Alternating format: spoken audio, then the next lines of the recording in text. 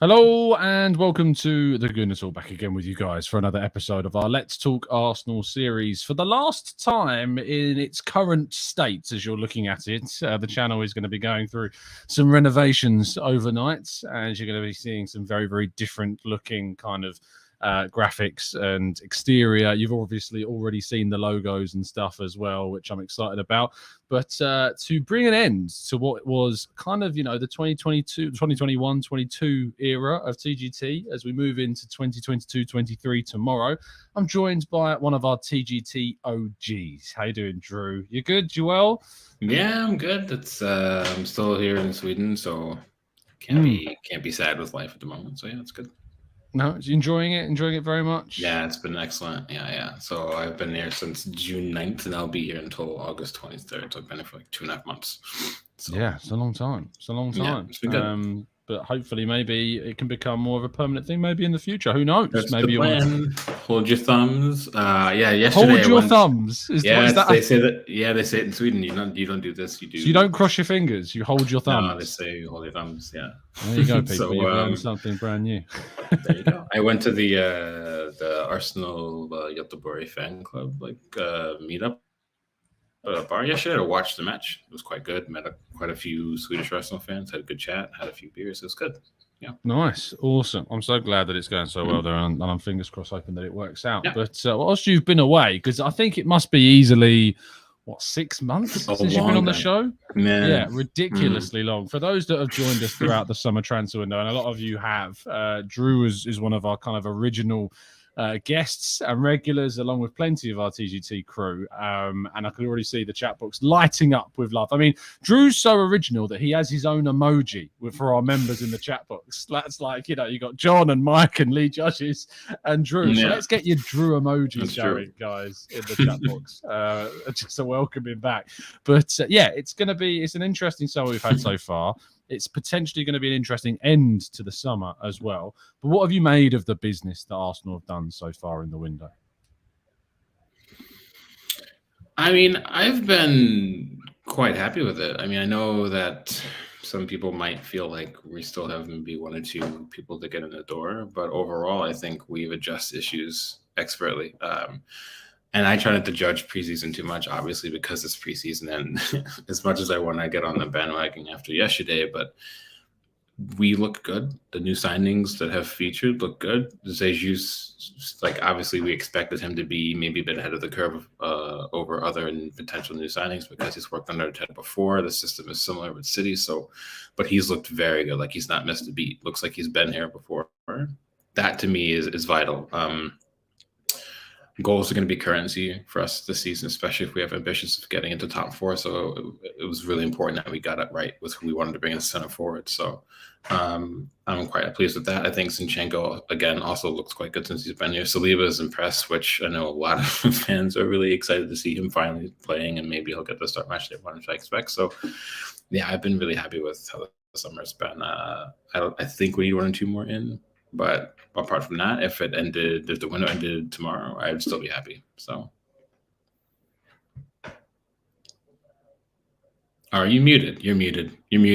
Oh, such an idiotic mistake. Oh, it's so annoying when I do that. It's just like, it just eats me up inside. I hate making errors. But, we're going to leave those errors in the past and bring it forward to the future. But, I'm loving this in the chat box. The Druids have invaded the chat.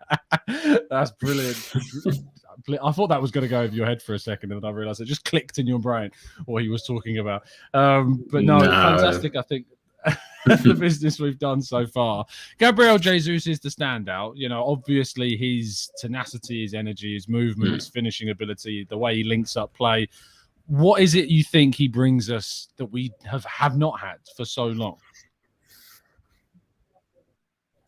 I think the lethality of him for me is important. Obviously, I wasn't one to jump on Lacazette as much. I think he was doing a job that he was required to do. And I think maybe under different circumstances, we maybe seen a different version of him. But the reality is we needed someone to be like maybe just those few points higher in terms of just wanting to go get goals, like the hunger. Jesus has a hunger to get goals. The way I think his Lincoln play is as good as Lacazette, but his movement is phenomenal.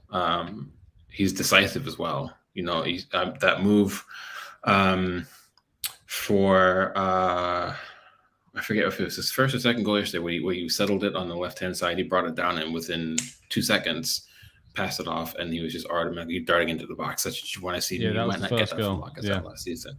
Yeah, first goal. Yeah, so you just know that he's already thinking 2 or 3 steps ahead, and you want that from a center forward, especially in a system where we have so much dynamism in the way that Martinelli can move off the ball. Same thing with Saka, Odegaard as well. So you've got such those 4, the way they can just rotate in the final third. That is, I think, one of the bigger keys. And you see that when you see City play, or when you see Liverpool play, or other teams of that ilk, where they have that ability to really draw teams out, and anyone can pop up anywhere and still be just as effective as they're in their primary roles. So for me, I think that's what he brings. And that I think for me, it takes us up a level or two in terms of what we can do in terms of goals this season. Absolutely. For me, it's the first goal is a great example of kind of what we're going to get differently from him as a striker. We've seen players create goals, we've seen players score goals, but rarely can they both be combined in one movement. And you look at picks up the ball on the left-hand side, plays it into Xhaka, and Xhaka's obviously there and crossing it in. But you watch the movement of Jesus from the point he passes it to the Xhaka into that area where he's just kind of hoping, expecting, gambling for the ball to be, and it pays off. It's the same thing with the third goal. And whilst he didn't create that one and was on the end of it, he was just determined and just knew the right place to be at the right time, and knew that potentially a ball could fall into a certain area. And even then did a lot of work to obviously get it. The second goal is the big part, which I think there's been a myth around the idea that Jesus' finishing is not necessarily as good as what maybe people think it is. Like his XG compared to how many goals he's put away for Manchester City don't compare.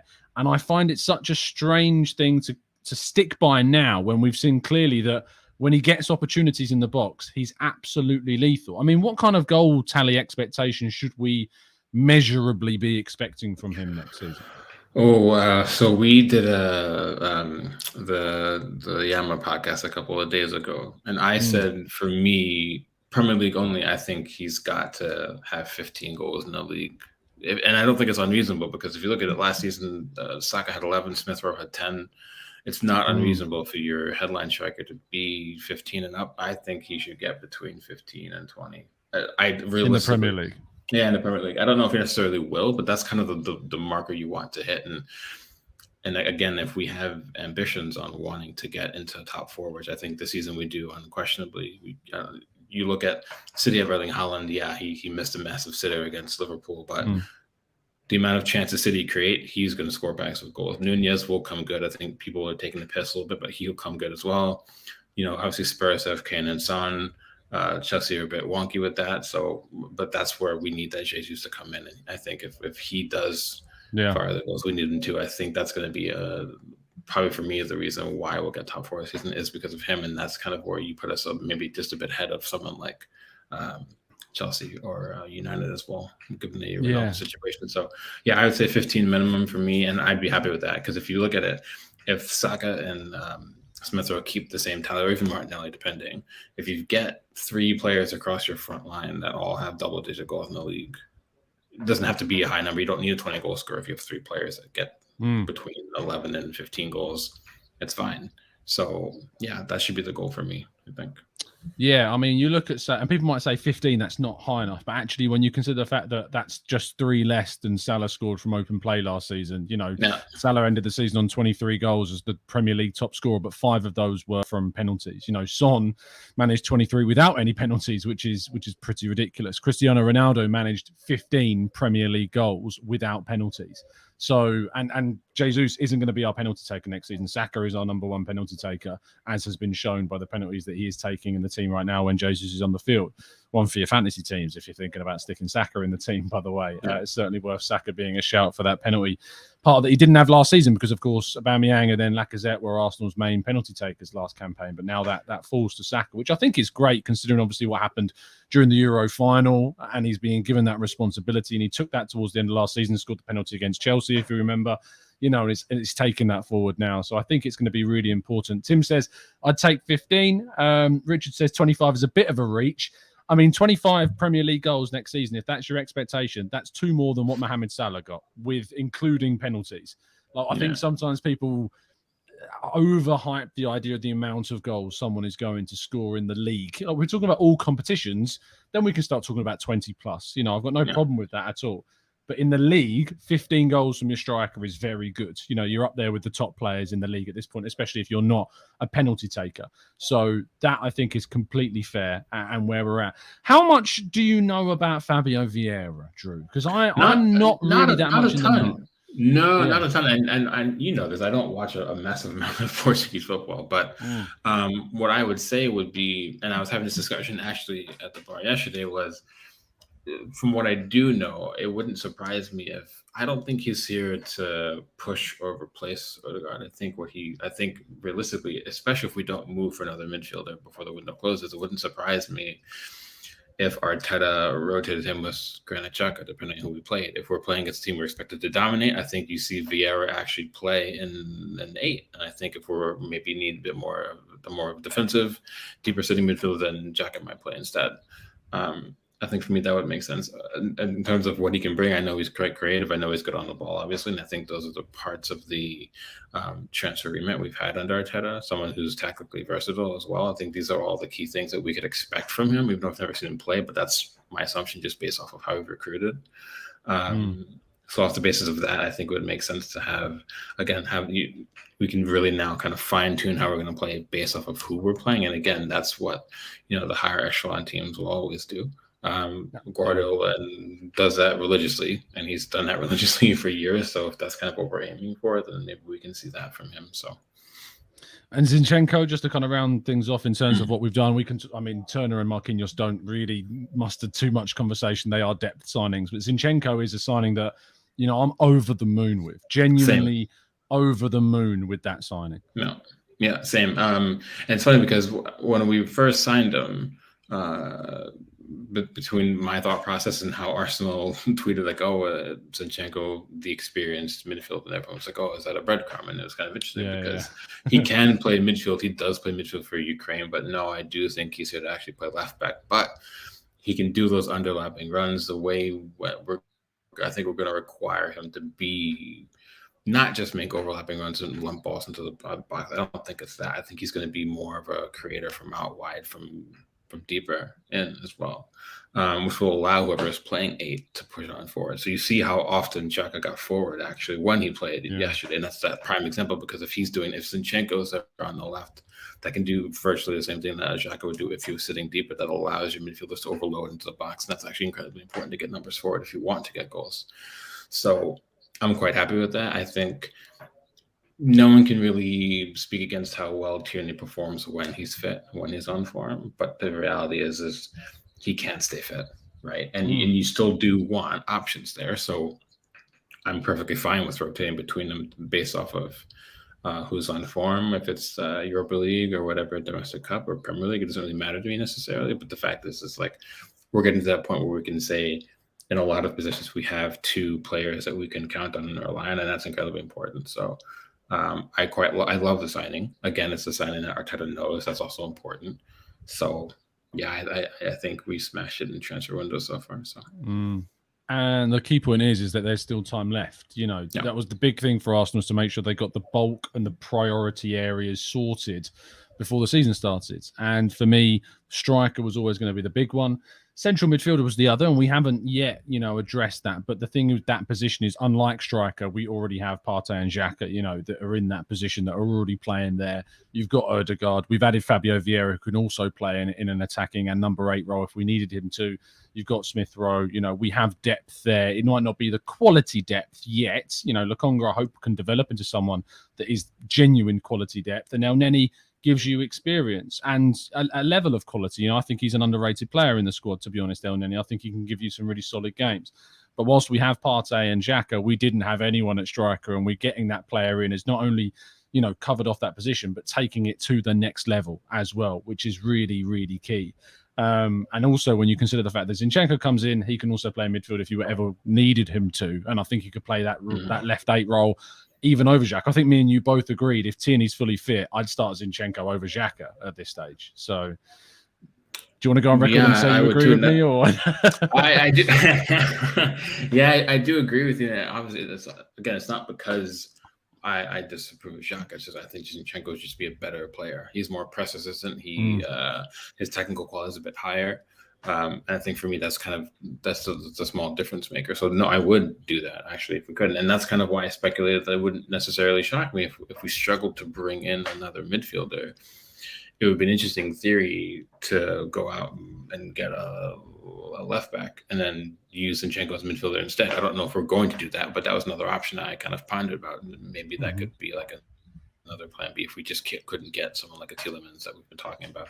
But no, I would kind of do that. Overloading talent in your 11 when you need to makes complete sense. And now that we're in a position where we can do that, I don't see why we wouldn't. Because, say, for example, if you start both Zinchenko and Tierney and something happens to Tierney in that match, you can just move Zinchenko right to left back and you just bring someone on midfield and then you're sorted. So it's nice to have that option. It is indeed. Jashar asked the question. We're going to go and talk about potential signings, and we're going to talk about a little bit more about who might come in. But Jashar asked an opportunistic question at the right time and says, Tom and Drew, we had 3 strikers when we had less matches last season. Will 2 strikers, Jesus and Eddie, really cope with the extra matches this season? No, I don't think so. I think that's why we need a wide forward that can also play as a number 9. I think that's it. I don't know if we're going to it's hard to go out and target.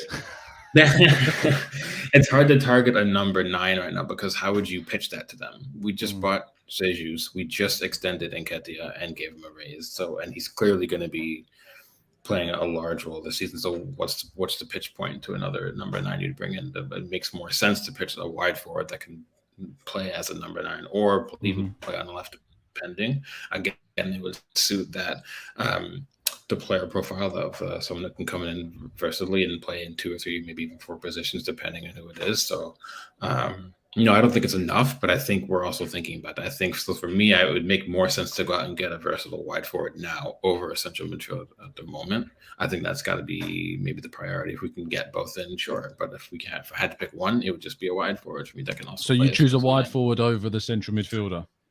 Yeah, for sure. I think so. That's interesting. So I'm slightly leaning the other direction, and I think. Yeah, I know. I saw the other day you were talking about it. So, yeah, I mean, we're disagreeing. What's happening? I don't know what's going on right now, but we're not agreeing. No, of course. Yeah, it's mad, isn't it? No. I did the show on Pepe the other day talking about the idea of if you can't bring in someone that's good enough, it's sometimes better to not, blow the money on a player that's not going to upgrade necessarily on what you've already got at the club. And the options that are out there, there are some very decent players that I think can play wide and play in the middle. The key ones at the end of the show were Cody Gakpo, Gonzalo Guedes, Amin Guerri, and Jarrod Bowen. But he, of course, isn't really realistic, to be honest. Memphis Depay on a loan deal is something that I've gone over in my head because I would never sign him on a permanent. But on a loan deal, if it was a case of no one or him on loan, I don't think it's a terrible idea. No, I know that you watch plenty of the Dutch team, so I would do it. It's and I feel like for me it's weird now that we not weird, I guess, because we've done this in preseasons past, but I imagine it's going to be even the same thing now. It's that any player you look at that we have to bring in has to also fit the I wouldn't call it the emotional profile, but they have the personality type that Arteta wants to blend into the squad, and that's important. And Depay has been hit or miss. Also, that's why we're not pursuing Noah Lang. If you want me to be honest, another just his attitude is horrendous. Talented he may be, but he's no. So. No. I don't know. I took that so far. I just don't like the player. You did, but it's appropriate. But a 1-year loan for Depay wouldn't be the worst thing. Again, because he can play on the left, he can play on the right if you need him, center forward as well. So he does again suit the profile. Barca need to get wages off the books and need players off so they can register if rumors are to be believed. So. Wouldn't be the worst deal in the world, no. And he's a proven goal scorer for the national team. He's done okay when he's played for Barca. He's good for PSV. So and he was good for Lyon as well. So I mean, I wouldn't be against it if we couldn't find a better deal. Like I preferably I'd rather go for a Cody Gakpo. But if that won't materialize, then sure, like someone like a Depilum wouldn't be the worst thing. No, better than nobody. That's kind of it. And he doesn't make us worse, does he? You know, especially it's a minimal commitment with him. I think he makes us better if we were to do it. So yeah, there are worse things we could do. Absolutely. Yeah, I mean, some people are saying Timo Werner. We've seen links to him. I have no interest in developing a player for Chelsea. None at all. It's not even that. As much as I like Werner, he does not suit how we play at all. It's that simple. You know, under the right circumstances, he performs well, but another Arteta system, I just don't think he'd be. I just don't see it personally. Which I like this one from Clockwork Tangerine. So should we rescue Szoboszlai? I mean, I'm pretty sure he started in the DFL Super Cup against Bayern, so I don't think he needs. He doesn't start for us, which at the moment I don't think he does. Yeah. No, unless you play him at left 8. Over Xhaka, maybe that's not his best position. Exactly, his best position is wide left forward, wide left playmaker. Like that's where you want to play him. So which is not a position that is, you know, Smith Rowe, Martinelli have that locked down. You're not going to see Szoboszlai break into it. I don't think right now. He's good. Don't get me wrong, and I think he could explode at an even better club. But I just don't think it's going to happen at Arsenal, unfortunately. Spirotta says, I'd take Werner, to be honest, could do a job as a wide forward, and I see him improving his finishing. Not sure he'd be content to not start many games. For me, the biggest block with the Werner loan, which I don't think has any real legs to it, it was a report that I think came out. I can't remember who it was initially reported it, but someone was saying, Juventus, us, and some other team. Is it Leipzig? I think it might be Leipzig, have Werner on kind of a list. Why we would bring him in on loan to then, if he does well, what do? We send him back to Chelsea to be great. I mean, how does that benefit Arsenal in any way? It doesn't. So it wouldn't make any sense unless we included an option to buy in that deal, which is a little bit strange. I love this question from Daniel Finney. He says, Tom, why do the media always love to big up the spuds? Yet when talking on Arsenal, why do we never get the credit we deserve? Because Edu and Arteta have turned us around so much. I tweeted or quote tweeted, I don't know if you saw this, but Gary Neville's tweets got a little bit viral across social media today. He replied to someone who quoted his breakdown. I think it was of the Brentford game from last season, right at the beginning of the campaign. And he was basically talking about how we couldn't see Arsenal's strategy, which has kind of gone down as one of those viral takes of just poor. And someone said, always makes me laugh that in capitals, professional ex-player pundit didn't get the strategy and direction of the team when it was clear to each and every Arsenal fan. He did call him a T word, which, I'm never going to advocate abusing people. But the first point I think stands true. Gary Neville said, you blew up the best chance you'll have of finishing fourth. Is that the strategy? If you're going to reply to someone abusing you, it's probably not best to do it without logic. It's the way I would go about it. And I mean, I quoted it saying I'm expecting a season of biased punditry undermining Arsenal because Gaz won't be able to stomach the idea of getting something else wrong again. The idea that people couldn't see or still can't in some cases see the strategy, the plan that Arsenal and Arteta and Edu are trying to put into place, I can't get my head around how it can't be grasped at this stage. Maybe, and please, no, I'm not trying to defend Gary Neville here, but I think you can if you want. No, absolutely not. The only thing I can think of is maybe a lot of people still look at Arsenal in terms of the name of the club, what was expected of them previously, like for example when Gary Neville was still playing, who we were, what we were, who we had on the books. Maybe a lot of pundits still kind of look at us and say, well, why aren't we going out and getting those types of players or whatever have you? But you can't do that. Like, football changes over time, obviously. So yeah, maybe that's the only thing I can think of. Maybe is that maybe, and for the benefit as well, of people go on. I should say, sorry, there's a little bit of a delay. So when I talk, there's it's like 2 seconds. But when for the benefit that people that don't know the strategy, I mean, Tim says, can someone explain the strategy? Tell me, can you explain what Arteta and Edu's strategy is to get Arsenal back to where they want to be? Yeah, I think it's simple. I think you're looking at when you look at the type of players they're bringing in, it's clear to me how they want to build tactically. Again, versatile players.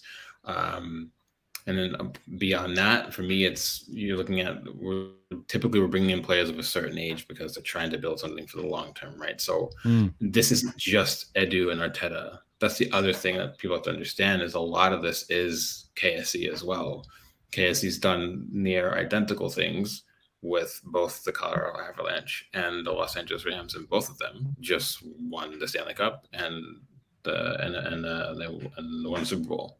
So there is a clear long-term plan. If you're bringing in younger players that have a very high ceiling potential, and you're building with them over time, with a young manager that has a high ceiling potential, you're trying to go and you're trying to do things the right way instead of throwing all your eggs in high fee, high wage players that you hope work year on year. We're trying to avoid doing what Manchester United has utterly failed at doing since Sir Alex Ferguson left. Yeah. And for me, it's that simple. We're doing the opposite. It's kind of like a slow burn, if you will. But it's a targeted slow burn. So there's always going to be incremental gains every year is kind of all we need to know. And yes, we didn't get fourth last season, and no, we probably should have. But it's undeniable that we were better last season than we were the year before. So that's the biggest goal. As long as we're improving year on year, the players we're bringing in as they age 1 or 2 years, they're developing constantly. I think it's pretty clear to me. So I think the biggest thing and the biggest kind of criticism of Arteta and the argument against the idea that we've made progress is the 2 back-to-back 8th place finishes under him. You know, that I think is the only way to kind of draw things or say that Arsenal aren't necessarily progressing under him. The thing is that the 5th place that we got when we finished under Emery and the 5th place that we got last season are completely different, despite the fact that you finish in the same point in the league. The 5th place that we finished under Emery was an Arsenal on a slide, going backwards, going away from where they wanted to be, where prospects of looking ahead into the next following season just weren't there.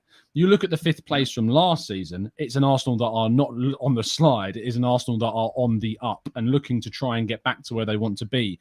The decisions being made in the market, the decisions being made on the pitch, the decisions being made ruthlessly to move players out of the squad when need be. Edu described them even as investments. I thought he spoke quite candidly in that interview and honestly. And if we're real, they are investments at the end of the day because you've had to pay players to move on. You are investing for the benefit of the squad to move those players who we feel aren't good enough out of it. We may criticize and moan at the club for doing it, but if ultimately the squad is benefiting from things, that is ultimately going to be a good thing. The biggest thing for Arteta, I think, and the criticism right now, Drew, is his man management skills and in-game management. They are the 2 things that still, for me, go against him and that he has to try and to improve and get better at, because there are times when Arsenal were losing games where the decisions that were made in the game did not help us, you know, did not turn things, did not change things. And also there have been times where, say, individual players have not been necessarily managed in the best possible way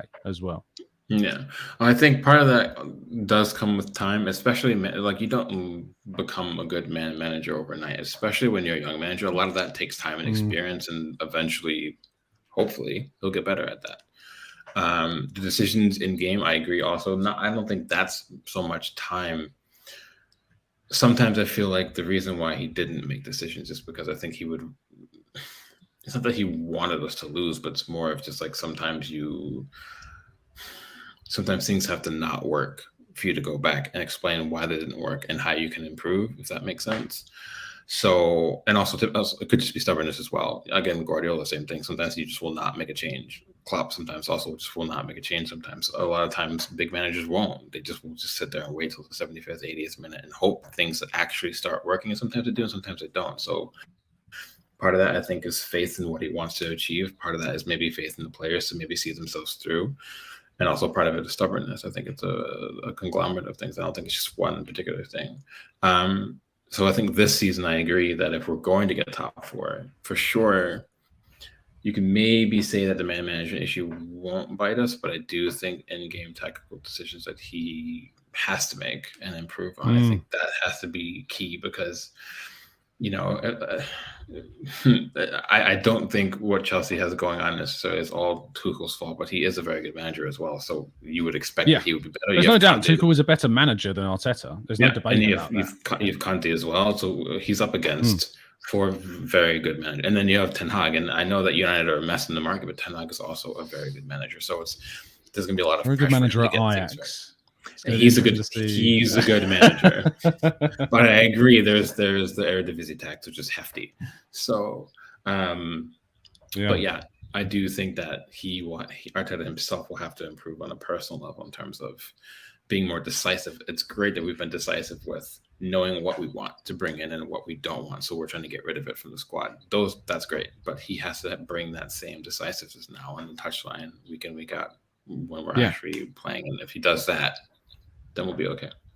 Look, I've seen improvement in Arteta. I think that's been clear. Like, you look at the Arteta that took over in 2019 compared to the Arteta now, it's night and day for me. A lot of the things that have happened. I think especially the way in which we look at the team and the squad and how it's been built. You look at the squad that he's got now from when he took over. That is to the credit of the work done by him, Edu. And, we talk about the ownership, and that should always be where the energy is main focus. They're the ones that make the decisions. They're the ones that keep or sack or do whatever with the club. But that we have invested. You can't say Arsenal haven't spent money. We've spent so much. It's, for me, always been down to Arsenal have got to get the squad into a place where that if it isn't working, the finger can only be pointed at one person, and that is the coach. If it doesn't work, that's where you point the finger. And Arsenal haven't been in that position for about 10 odd years.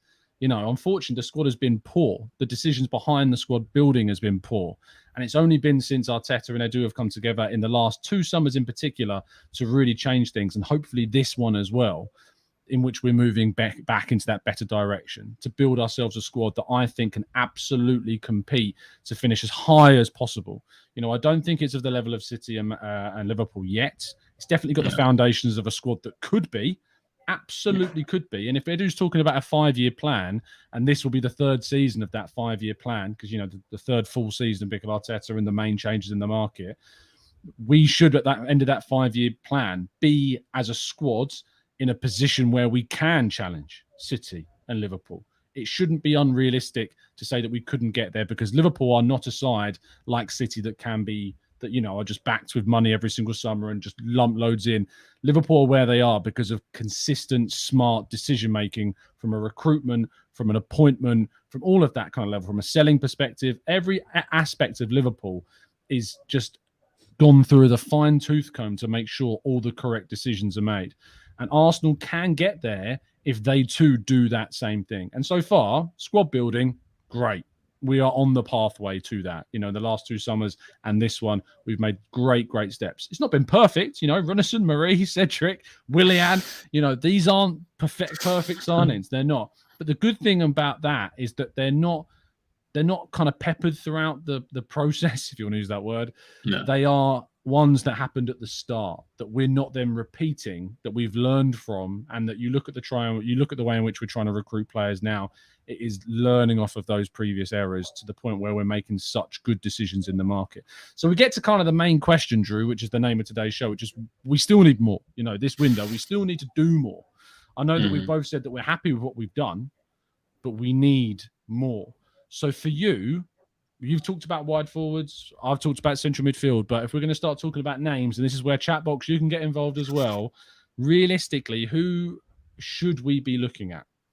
I do think Gakpo is realistic. But it's tricky, though, because the question will be so I'll use my opinion as an example, and obviously we can go on to central midfield as well. But if you're looking at, say, for us getting a versatile wide forward, are you trying to bring in another player that moves the needle, or is it a player that is just there you can use across the front 3 when necessary, or are you looking for a player to come in and actually push Saka? Like, for example, we were in for Rafinha. That is a signing that potentially moves the needle. But are we still looking at that kind of player now? If we are, then maybe you're looking at somebody who's a bit better than Gakpo. Gakpo is another one of the typical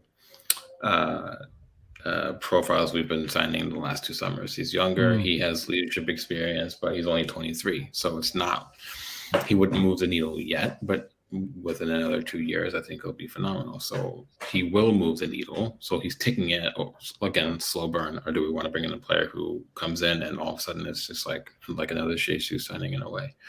I think Gakpo should be targeted. I can't think of anybody in the Premier League really who I think we would be able to get for a fee that isn't outrageous. that would actually, like, for Bowen example, obviously people like Jared Bowen, but West Ham was in their rights to charge 80 million for him. You know, the season he had last year, you know, he's not by any means old. They could charge whatever they want. So that to me is not realistic. We shouldn't do it. And then you look across Europe as well. It's tough to see some of those players, but yeah, I think Agbo for me kind of ticks all the boxes. Who do you want? Is it worried that he's more left-sided than right-sided? No, I mean, yeah, but he has played on the right as well throughout his career. Not as often, obviously. Nowhere near as much, though.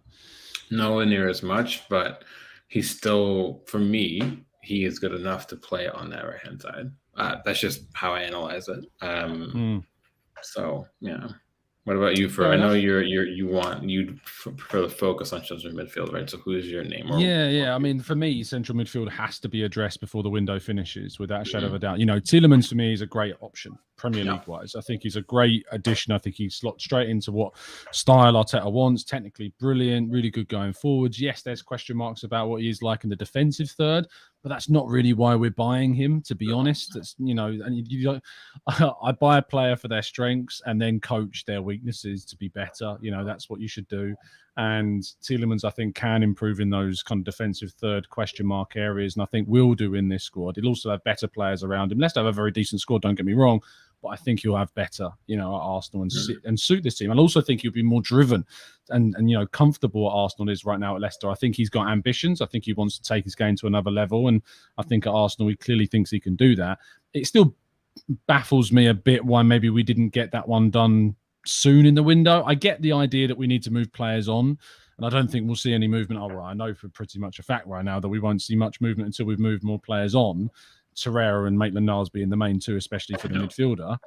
But, you know, if it's a case of if Torreira, or say if we can't move on Torreira and Maitland-Niles and we have to pay them their wage, which is around £50,000 each per week, so you're looking at an investment of 10 million for the rest of the season, which is a lot. Don't get me wrong. Oh, no, it's not. It's an investment of about 5 million, isn't it? Because there's 52 weeks, so £100,000 per week. Yeah, so you're looking at about an investment of 5 million if you want to keep them at the squad, and that's not including appearance bonuses if that affects anything, because they wouldn't really be playing. And I think Maitland-Niles can be a bit of an asset, you know, sometimes. So it's not the worst thing in the world. I would just go out and get him. You know, I'd just go out and say, look, Leicester, you want 30 million? Here's 30 million. You know, and we'll take Tielemans off your hands. In terms of the wide position, as I did that show the other day, you know, I'd be happy with Gakpo coming in. For me, the main one is Amin Gouiri. I really like him at Nice. He's so versatile, driven. I love his attitude. The price might be an issue. I think Nice are holding out for something like 40 million euros, which for a player that doesn't start in the forward line for us is pricey. But maybe 34 million pounds, which is what around 40 million euros is. I think it's accessible. I think it's doable, especially when you think we've spent 34 million pounds on Vieira. So, and he's not going to start for us. So I guess, you know, it's probably a good move to make. What do you think about for midfielders? Is Tielemans someone that appeals? And if not, someone else? I mean, I have many moons ago. You'll remember this when I used to write for ABW a long time ago. Shout out to Burkout Wonderland, of course. Yeah. When we played Anderlecht in Champions League, and Tielemans and Dennis Praet absolutely annihilated us both times. I wrote about that. We should be buying Tielemans that summer. So I've been a fan of Yuri Tielemans since that year. So I would love him to come to the club. I think everything that we need in the left side of 8, he brings. He's better with his right foot than his left, but that's irrelevant to me. It's more of what he can do in terms of his technical quality, his creativity. He brings goals from midfield as well. He has a huge threat from range, which is big. We don't really have that because Partey can hit the broadside of a barn, obviously. So, yeah, I think Tielemans brings another dynamic to the squad that we don't really have, but others around us or ahead of us actually do. So I'm fine with that. Some other options is tricky. Someone mentioned in the chat Ibrahim Sangare, also from PSV. For me, he's more of a defensive-minded midfielder, so I don't think it would make sense. He's not. Are you sure? Because I think closing the gap to Partey is really important. Partey, we know, suffers with significant injury issues now. So if he's out, Sangar's enough, but I feel like I would, and I might get a lot of stick for this, but I don't mind trusting El Nene. If Partey was that, I don't mind trusting El Nene because he's professional. He gets the job done. It's very simple. It's not, maybe the midfielder that people want, but he's effective when he does play. So I wouldn't be against it, obviously. Another one that people mention a lot is Milinkovic-Savic, obviously from Lazio. Please. I would also I would take him as well. And I think he also brings another physical dimension to the midfield that maybe even Tielemans does not. He's your needle pusher. Yeah. And I think if you bring him in, and obviously I think he would start over Xhaka. Him and Partey in the same midfield would be phenomenal. Just behind Odegaard, that'd be excellent. Yeah. So that's another one to throw in there. I don't know how much Lazio would want for him. I know he has 2 50, 60, I think, pounds, 50, 60 million pounds. The thing is, if you do that, and if you spend that kind of money, sell on, you're investing that. Yeah. You invest it, and then you say you do that, and you have to get Champions League this season. There's no question. And then, so if that's the goal, then you go ahead and do it. Apart from that, no, I mean, there's always players I can think of, but what's the point? So it's funny because Tim in the chat says I wouldn't be surprised if we got Tyler Adams, but the ironic thing is he's already gone to Leeds, so he was one I was looking at, for his versatility in midfield. He would have been a really interesting signing. Also plays right back as well. And right midfield, can play 6, right midfield, right back, can play 8. Yeah. He would. He's a leader. Captain's armband for the US men's national team. Yeah, exactly. It would have been a decent option. Another wide player I would get, and it would cost a lot, and I don't think this summer would be it, but this could be like a next summer thing. Is Gio Reyna from Dortmund? The the US guy. Yes. Yeah. Gio Reyna is, for me, probably has the highest ceiling of any. He has the highest ceiling of any American player currently. Anybody. Would they sell him? Good. No, that's the issue. I know Dortmund do sell, but they sell. They do, but the thing is Bellingham's probably leaving in the next summer, so they're not going to sell them both. They'll make one big sale. Tell you what, if Arsenal get Champions League football, they should be in the conversation for Bellingham. Yeah.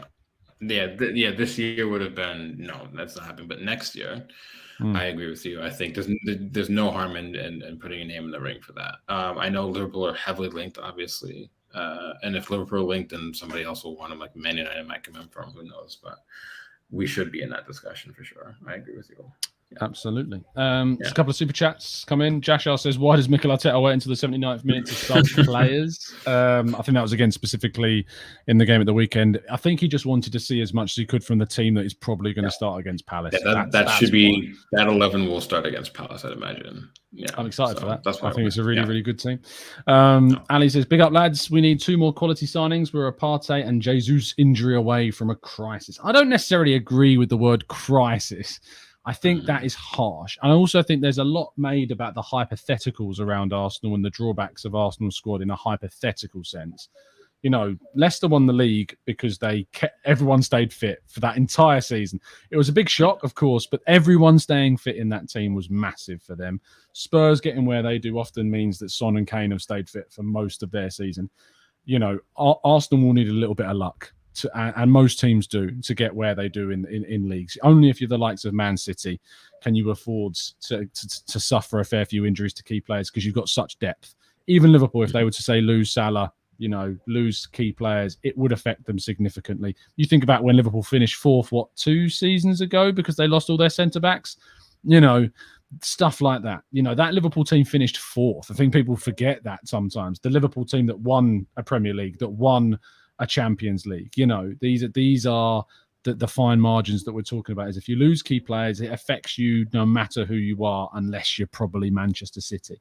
So yes, it's hypothetical. Yes, it's a danger if they're out. But I do think that, what do you make of Nketiah? Because I think he is given such a hard rap by fans. I really do.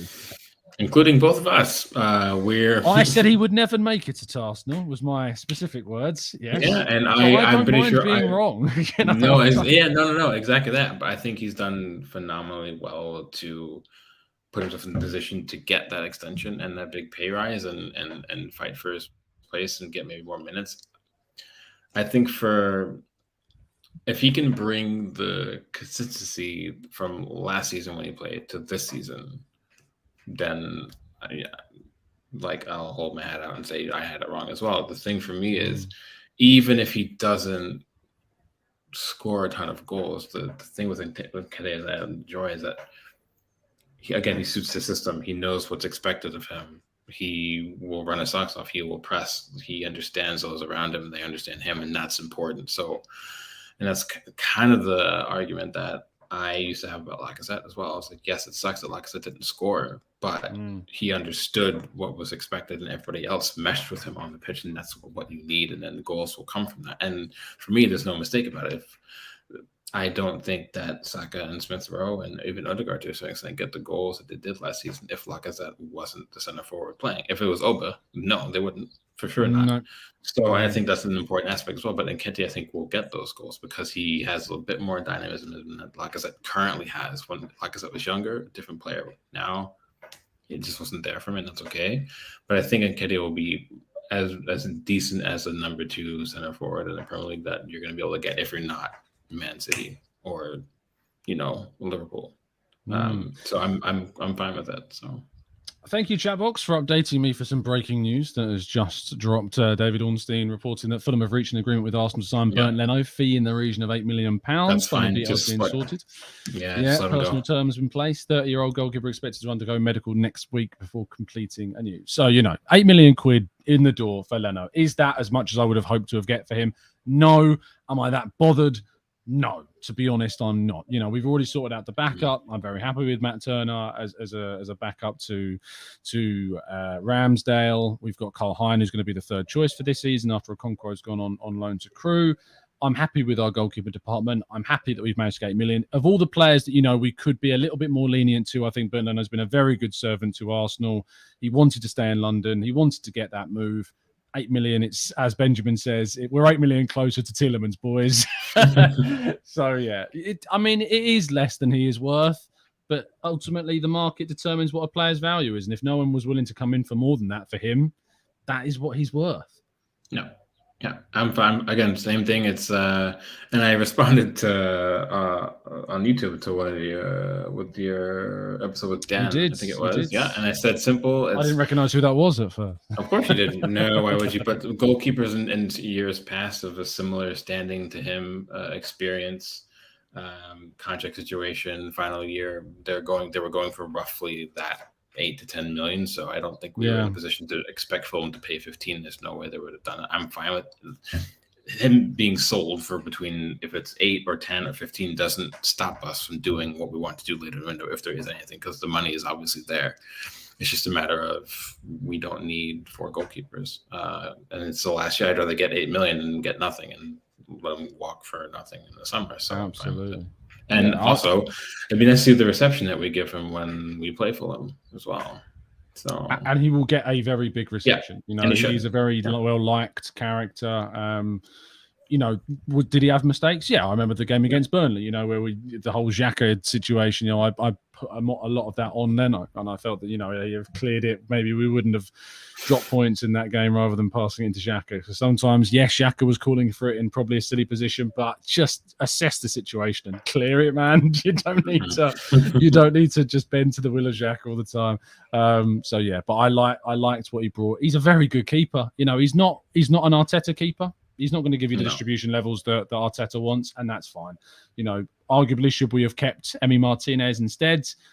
I think we've ended up with a better goalkeeper in Aaron Ramsdale in the end, to be honest. So I'm very, very happy with who we've got at the club anyway, for sure. We've got around just over 5 to 10 minutes because I'm going to be jumping over to Latte Firm with FK at 10 o'clock, so I need to make sure I'm off in time. But I'm happy to take a couple more of your questions before we do go.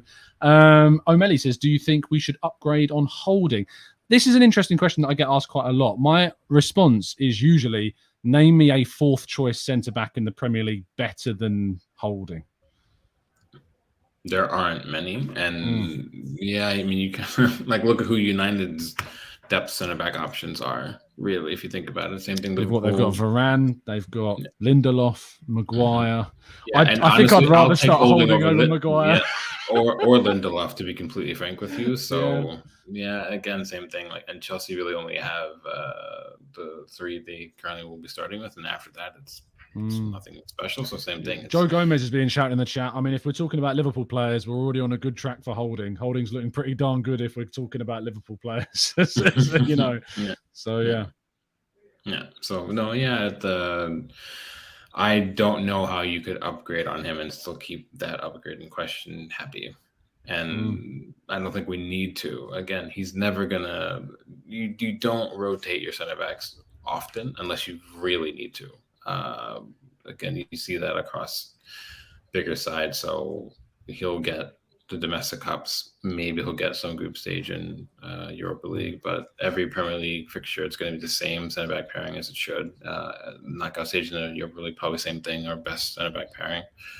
Deeper cup run will be same thing. So he's fine for what he'll be needed for. And then when we need something better, we already have better anyway. So it's no big deal about not upgrading on him. So.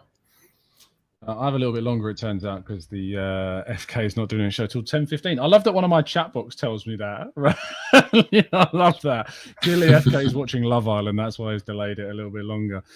Thank you to the over 900 of you that are listening to today's show. Do drop a like on the video and subscribe to the channel if you're new. Make sure you're following Drew on his socials at Mixed Kid Remix, his 750th change of his Twitter handle. But you've made sure you're following him to keep up with that. Yeah, your current Twitter picture, it's hilarious. I saw that and I laughed for a good 5 minutes. I just had to. It's like me in the old dog form. That's why I was just like, I had to do it. Yeah, it absolutely is. It absolutely is. That's how I'm going to dress for your wedding. Same thing.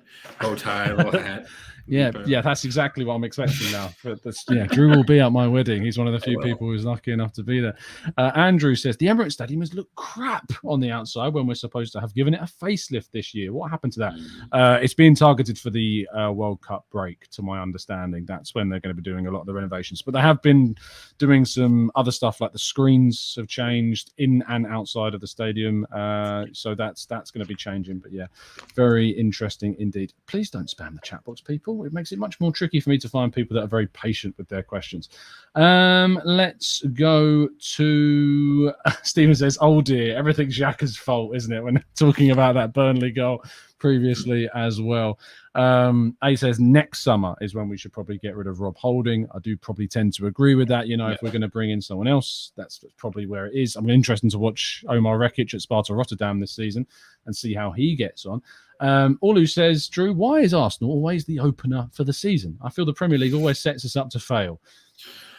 I feel like because the Premier League is a global market now, Arsenal are one of the obviously most popular clubs in the Premier League, and I think it has nothing to do with more than just marketing. The amount of money they can make. Maybe they targeted that fixture for obviously the link with Vieira is there, so there's some sort of storyline there as well. I just think it has nothing to do with, like, maybe they just look at the fixtures and say, like, what can we make our best numbers from for the opener to win, and that's kind of how it is. That's just my Arsenal are the biggest draw.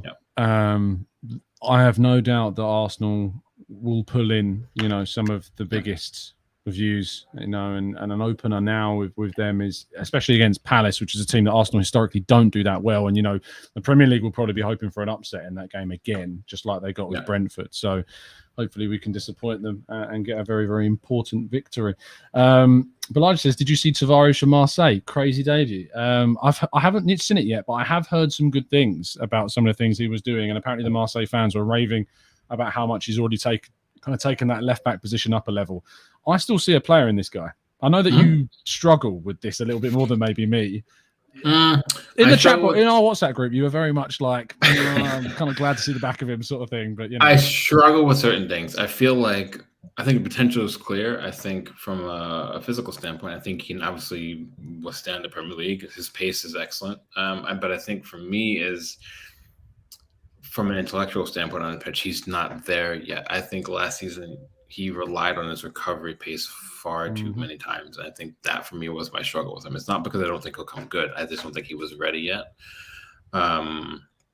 If we were going to buy an out-and-out left back, I would have been fine with selling him. But because we're not, I think a loan makes more sense. I think Marseille is the best option you can get, considering their left back options are Jordan Amavi, and say Kolasinac. So Tavares should probably be their first shortstop back this season, and then we're in a huge commanding position to do it with what we please after the season. If for some reason, if he pulls a Gunduza and he wants to leave after playing first choice, then we control the price for him after a brilliant loan spell. We can command whatever fee we want. Mm-hmm. Or if he wants to fight first place at Arsenal, then if we want to move on from Tierney for some strange reason, if he gets injured again, then you can move on from Tierney and you have Tavares and Zinchenko. So I think we're in the best position possible. So yeah, no, I think this is, again, I think this will prove correct. I think hopefully it'll be another Saliba situation. That's the best possible case, obviously. But I think we've done some smart business with that. So yeah, absolutely. I think that when you consider the players that we're moving on now, I just saw a tweet, I think it was Osman on Twitter that put it out. He said, Leno and Balogun are expected to leave in the next few days. Nuno Tavares and Okonkwo have already left, and then more outgoings are expected. Bellerin, Torreira, Marie, Niles, Runnison. Arsenal could be in a position, say, in a week or two's time, that we've moved out as close to 8 or so players, and with weeks remaining of the window, in a much better position to then strengthen. Yeah. For me, the target of the window is to try and do as much business before the season started. And I'm very, very thankful that we've managed to get some really big deals done before the season starts. Get them in, get them transitioned, get them integrated. You've seen the benefit of that for Jesus already. He goes into that game, against Crystal Palace firing. We bought in Ben White, and he played his debut in the Emirates Cup the week before we played Brentford. And I think that kind of showed in his first game against Brentford. He didn't look comfortable. I think that's different. Saliba looks comfortable. Jesus looks comfortable. Zinchenko, just after a couple of performances, looks great already. It's really key that we got those players in. And we've got a starting lineup to go into that Palace game that we saw against Chelsea and we saw against Sevilla that I'm really confident about. So to kind of round off the show, Drew, thoughts on the brand new season? How's your head? How's your confidence? What are your expectations? What's the minimum? And where should we be at? I'm going to disappoint you. I'm not going to be my typical pessimistic self. Chat box, get involved and see if you can think a little bit more optimistically than Drew. No. I think we have to get Champions League this season. I think there's no more. It's not even the margin for error. There's just no excuse at this point. I think. Genuinely, I think we'll actually finish third, and I mean that sincerely. I do. I think we will. I think we'll get third. I don't look at Chelsea, despite some of the deals they've done to replace Christensen and Ludiger. I think they're incredibly vulnerable. I think the question marks around center forward are still evident and glaring. I think they're always one midfield injury away from Bedlam with them as well. That's Kante. They're being linked with Fofana and Dumfries, and I'm sitting there going, "Buy a striker? What are you doing?" I think he's going to end up playing Sterling as number 9. I think that's what he's going to do, or it's Havertz. One or the other. I think Chelsea are vulnerable. I think Spurs have done well, but again, I think they're so reliant on Kane and Son that I think on balance, I just think we're more balanced than Spurs. And again, I rate Ten Hag as a manager as well, but I think United are a mess at the moment as well. There's no excuse to not get there. He needs 2 seasons minimum before he gets. Yeah. I genuinely think we'll get there this season. I'm pretty confident about that. I don't think we'll finish close to Liverpool or City. I think it'll be closer, but it won't be close. It'll be closer, but I do think to close that gap. Yeah, but I do think we'll get there, genuinely. Let's see what you guys are saying. I'm loving the optimism. Top of the league, says Dan. Musa says unbeaten. Higher than 12th, lower than 3rd, says Benjamin. Just broads. It's very different. I'll take it. Logic Lera has changed. He has indeed. He's now the Mixed Kid Remix. You can find on Twitter. We need to stop letting in soft goals. You're absolutely right, Shawnee. For me, the next thing about next season is if we do concede, and we will, it's part of football, to then not concede again. That was the big thing for me last season. Is when we conceded, the floodgates opened for us. We were good at keeping clean sheets, but as soon as we conceded, their heads went. And that's something that needs to change. Been aware says I think top 3 for next season for sure. Let's go to scrolling down the chat was a little bit more equally different. Says 4th or 5th next year. Great. Go on. Sorry. No, I'm saying fourth or fifth. Yeah, I mean, I think we can get there. And if we got fourth, I wouldn't be sad. I just want to get Champions League. That's it. A fifth would be a disappointment for me. Genuinely, I would be kind of annoyed about it. So. Abdullah has dropped in a $10 donation to say, may God sorry for Arsenal Football Club. Our fan base have lost it by being, I'm going to try and translate, by being delusional, I guess. Even if we buy 2 players more, we are still not going to make top 4. Did he mean to rhyme? I hope he did. This season with this manager in charge. It's still the manager, Arteta out crew, very, very vocal still. I'm just kind of curious. Like, obviously, I'm not trying to pick a fight here, but no, we finished 2 points outside of top 4. 3? With a Was it worst 2 or 3? 2. We were 2 points behind Spurs last season, with a worst 11 and a worse squad with the same manager. And we're only 5 points behind Chelsea, who have regressed immeasurably this summer. So I don't know why fans think we can't get top 4. I don't think it's going to be easy, but I think we can. No, of course. One of my favorite comments from an Arteta hater the other day was, and I say hater because I think there's a difference between someone who's an Arteta critic and an Arteta hater. There is so clearly like a level of personal hatred for for Arteta for some reason. I don't really know. It's fine to be critical, but there's clearly a hatred from a section of the fan base. One of my favorite comments was, he has no management skills. That was one of the comments on the video. None at all. And in my head, I was going, wow, Arsenal have got a manager with no management skills that got us to within 2 points of fourth. Imagine if he learns just one over this summer. What could he do with this team? It would be pretty incredible. So that was a personal favourite, seeing kind of a look, if you want to be critical, that's fine. And, I'm all up for debate. I'm all up for saying, I don't think Arteta is good enough because of X, Y, Z. But if the argument is he's got no management skills, which is clearly just a hyperbolic statement, or he's not good enough, or he's not experienced enough, etc. Like, I need evidence. I need something tangible. And at the moment, Arsenal are only progressing right now and are only going upward because of a lot of the work done by him and a lot of the people around him too. That's what I kind of struggle with, I think, at the moment with the whole Arteta's not good enough. Because the question for me is, if he goes, who do you get? Because if Arsenal are going to get rid of him, we have to sign someone at the elite table, have to sign someone at the elite level. I was talking to a colleague of mine, Josh Williams, who's a Liverpool fan, and he's the scouting writer at Reach, and we do a lot of shows on the Arsenal way. And he says at the moment, the only elite level managers that are available, or not even available, that are just there, obviously you've got Pep, you've got Klopp, you've got Conte. They're kind of the 3 main club ones. He didn't say Ancelotti, which I found interesting. I kind of see why he didn't, because I think you look at what happened at Everton and it didn't go great. And the other ones he talks about, and I mentioned Mancini is potentially another one still, because I think he's done some good stuff with Italy, even though they didn't qualify, I know, but I still think he's done with that Italy squad. It's not a great one, and he still won the Euros with it.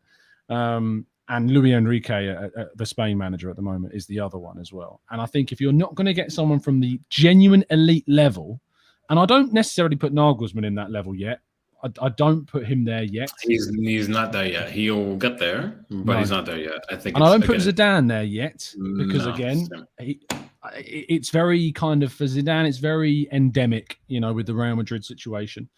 I'd be intrigued by what he would do, but I wouldn't necessarily put him there yet.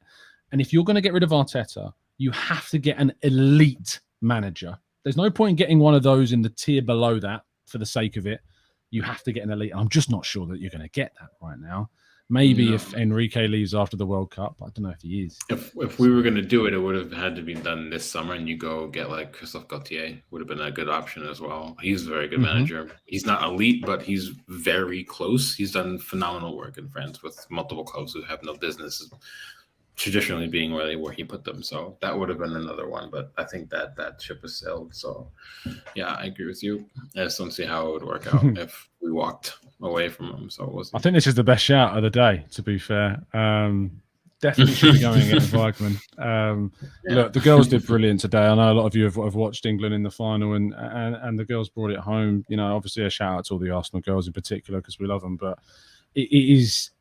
I said to Georgia earlier, I said, if that was the men's team, there'd be people out on the streets Like there'd be people in the streets, there'd be people going like mad. You wouldn't be sleeping tonight. And I still think that shows the gap between the appreciation between the men's and the women's team. And it is, it's going to take a long time before, it gets that same level. But it should not be understated what an achievement that is from them. I mean, if you look how many teams in the world are still ranked higher than England, and this is being their first European Championship win, and how highly rated Germany are, and the tournament that Germany had, and obviously they're very unfortunate to lose Pop right before the game. But yeah, brilliant stuff. Brilliant stuff. Amazing seeing the celebrations after the game. I love Leah Williamson's interview afterwards. So close to swearing, like as close as you can be to swearing without swearing. That was great. But yeah, so I know that you're hurting, Drew, because you would have been back in the Germans, I know, in the final. Yeah, but yeah, it's fine. But yeah, no, it's funny because I know we're kind of getting off the Arsenal topic, but I mean, I remember going to the Women's World Cup in 1999 in the US. And I remember the reception that the US women get in the US, but that's also typically because the US women are immeasurably better than the men, so it's easier to maybe back them historically. But I remember how many kids like cite that tournament as the reason why they wanted to become a professional player, and how many current women's international players remember going to those matches and then wanting to make a career from football. So you can only hope that maybe this has that same catalyst effect for England, for women's football in England, for the FA backing them more, for general supporters backing them more. You need to see it. I think there are too many phenomenally good female players out there for them to not receive the credit they deserve. So yeah, you got to hope for the best. And coaches as well. Yeah, 100%. Yeah. So it won't be long until we see a female coach in the men's game. I think within 5 years. I think Emma Hayes is easily good enough. It's genuinely one of the best football people to listen to, on the planet is Emma Hayes. Love listening to her talk about football. Cam says, how are we even discussing the new management before the beginning of the new season with a better team than last season? Why not judge the manager at the end? Look, Cam, people ask these questions. People donate super chats to still discuss the manager and talk about the manager. I know. Yeah. I find it equally as perplexing that we're talking about the manager at this moment in time. But all we got to do to prove those people wrong is to see Arsenal win. And that's what I hope we all want to see next season. We are going to round things off there. Thank you so much. This show went on a lot longer, but it always does when I talk to Drew because it's such an enjoying conversation. Drew, thank you so much for joining me, my friend.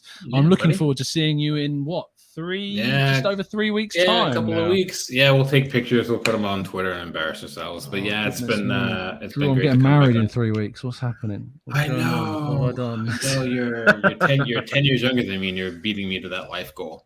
So nice work. You'll be following my footsteps very soon, I'm sure. I'll say no more. Jesus Christ. Anyway, it was great to be on. Hopefully I'll get on more this season. It would be really nice to come back on regularly as well. And it'll be great to see you and the guys in a couple of weeks. So Indeed. Yeah. I don't know what I've done by inviting Mike to my wedding. I'm gonna be really angry when my liver fails because of Mike. Because of Mike, yes. It's absolutely because of Mike. Yeah. So thanks a lot for that in advance. Goodness gracious, yeah. Balaji, old Tom, what have you done? I know. It's it's a lifestyle choice. I should, to be fair, give Mike a shout out because I believe, and I should know this because I'm actually going on it. Hold on, it's on my timeline. Let me find it. I think he's doing a 27-hour. Yes, 27 hours. Let me share my screen with you guys so you can see this. Thank you still to the 900 plus of you that are still tuning in. We did go over 1,000 at one point, so thank you so much for the continued support on the channel. Let me just share my screen.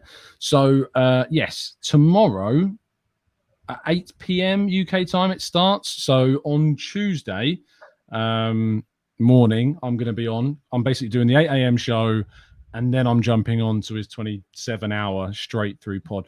There's some amazing guests. I recommend you watch Lee Dixon, Alan Smith, Kevin Campbell, Perry Groves, Denny Carbassiou, Amy Lawrence, Ian Dart, Arsblog, Simon Collins, Ryan Rocastle, Guns and Yellow Ribbons, Kai Karnak, some bloke called Tom Canton, Dave Seeger, Highbury Squads, Arsenal Vision, Lee Judges, Sunday Roast, which of course is Danny from ABW. Who is Nap? Is that when Mike's taking a nap? Or Probably.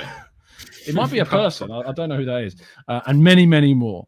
So, yeah, make sure that you tune into the Gooners pods. It's for an amazing cause. If you aren't already donating to Gooners versus Cancer, there's a link in the link tree in the description below always. As is a link to our fantasy for next season. If you want to get involved in our fantasy football league, go to the description. There's a link there and you'll be able to find it. Other than that, make sure you follow Drew on Twitter at Mixed Kid Remix. He does plenty of other work around not just Arsenal, but football at 101 Great Goals. And of course, with the You Are My Arsenal guys as well. So make sure you go and check him out of all of that stuff. Thank you again, Drew. Appreciate your time, my friend. Always, buddy. Thanks for having me. And tomorrow is the kickoff for TGT for the 2022-23 season. Something special is coming.